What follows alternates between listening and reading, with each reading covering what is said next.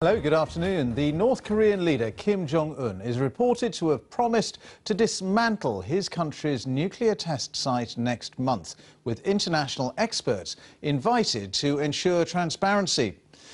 The North Korean leader is said to have made the promise during Friday's historic summit meeting with the South Korean President Moon Jae-in. From Seoul, Laura Bicker reports. As they celebrate, South Koreans are trying to envisage a different future. Their once threatening neighbour is now promising peace. But can Kim Jong-un be trusted? I used to think of North Korea negatively, but now little by little, I realize we are one people and I'm touched by it.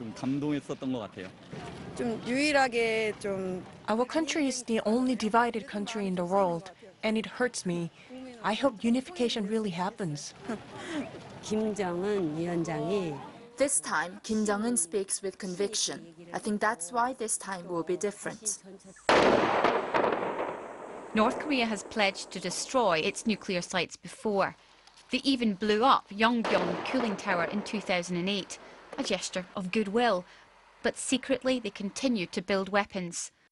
This time they want to close this, the Punggye-ri test site, thought to be North Korea's main nuclear facility. The last 6 nuclear tests were carried out here in a system of tunnels.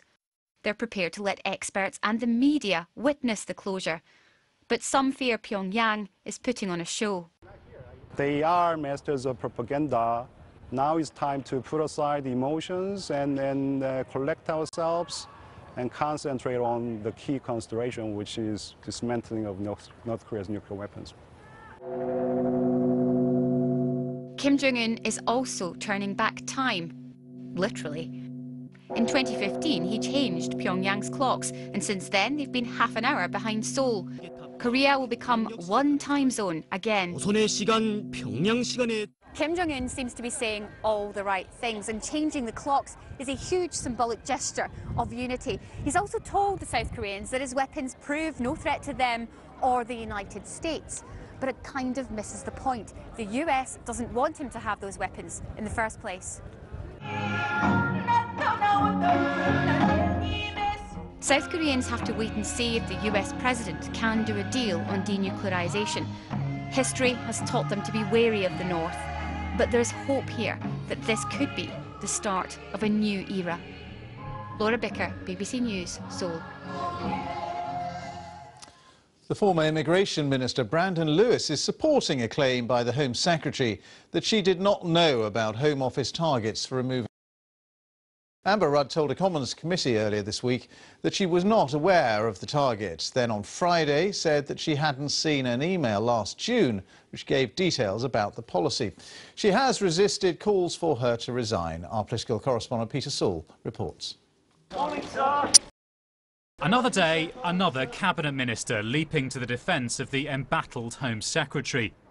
Amber Rudd denied about the deportations of illegals.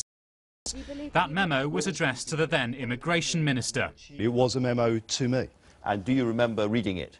Yes, I do, actually, yes. Brandon Lewis went on to say that he and Amber Rudd discussed an ambition rather than a target to increase the numbers. I was working through on a weekly basis to make sure that we were doing everything we could, working with the police, working with local government, and making sure that we were doing what we could to help vulnerable people, to crack down on criminals, and to remove more people who are here illegally. And yes, I did talk to the Home Secretary about that and the overall work we were doing and the overall ambition to see an increase in numbers. I think will make a difference. Last week, Amber Rudd told a Commons committee there were no targets at the Home Office. We don't have targets for removals. Brandon Lewis says she was being asked about regionalised internal targets that she wasn't aware of. But the chair of that committee, Yvette Cooper, has tweeted that's clearly not true. Meanwhile, more than 200 MPs have signed a letter calling for assurances given to the Windrush generation to be written into law. We've had a lot of nice words from the dispatch box, but it means nothing if there aren't rights enshrined in legislation. To do that is with a quick statutory instrument in Parliament, so people know what compensation they're getting, they know what the burden of proof is, and they know that they won't be deported.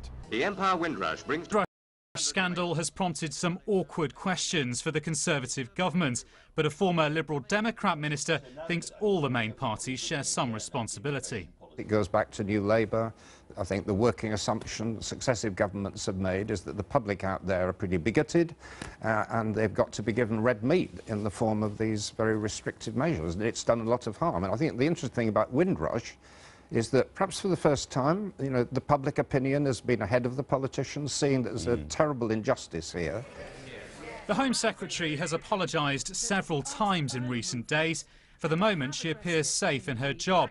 There'll be more contrition when she returns to address the Commons tomorrow. Peter Saul, BBC News.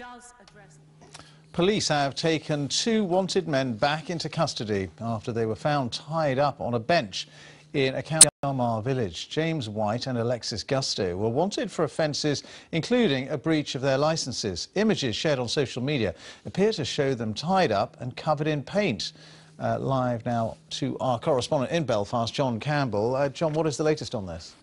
Well, the Police Public Protection Branch had issued an appeal for information about these 2 men. They'd released their pictures. They'd also given details of a car which was seen in the South Armagh area. Now, South Armagh is a particularly closely knit rural community. Last night, police were called there to the village of Mullabawn and they found these 2 men tied to the bench, their hands bound with cable ties and paint poured over their heads in what was apparently a vigilante attack.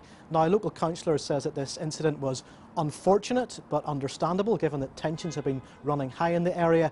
The police say it's completely unacceptable. The 2 men had to be treated in hospital and they're now investigating. John, thank you very much indeed. An 18-year-old man has been arrested after 4 people were taken to hospital, 2 with potentially life-changing injuries after a collision in Newport.